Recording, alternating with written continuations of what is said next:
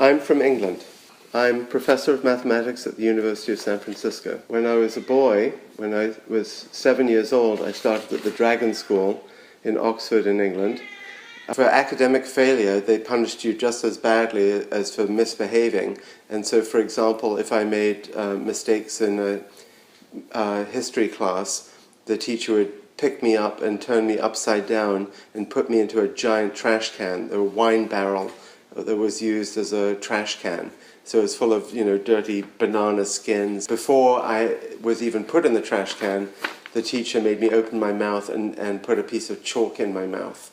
The big giant change in my life was when my father my father was a professor at Oxford of social anthropology, and he got a chance to go to America to teach at UC Riverside for a year. So my whole family moved there for a year, and I went to junior high school at Riverside. First of all, there were girls.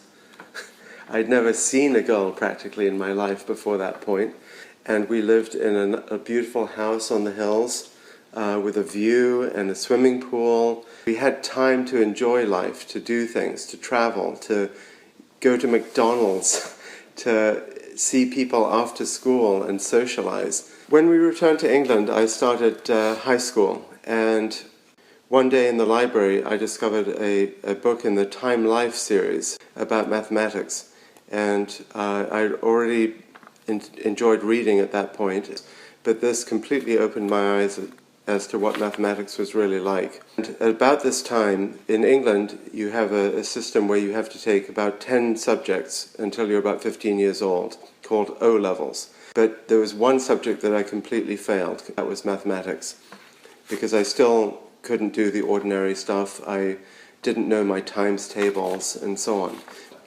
And after the O-levels, you're supposed to specialize to 3 subjects called A-levels.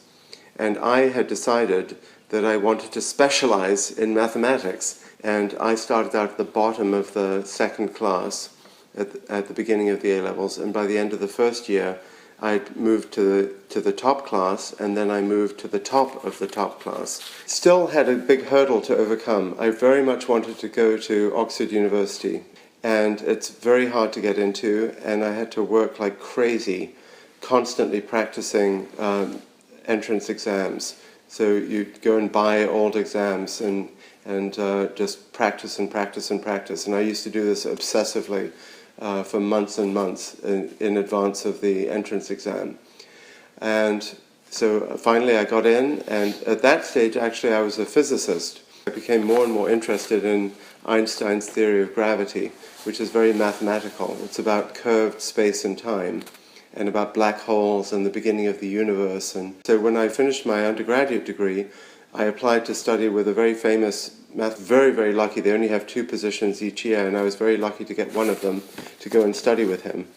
And did what we call a DPhil, which is the Oxford name for a PhD.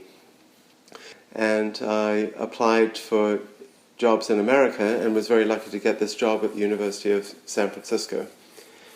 And when I came here, I sort of changed tracks, and I wrote a book. It's been translated into different languages, and it has won various prizes. And so that has been my biggest success so far.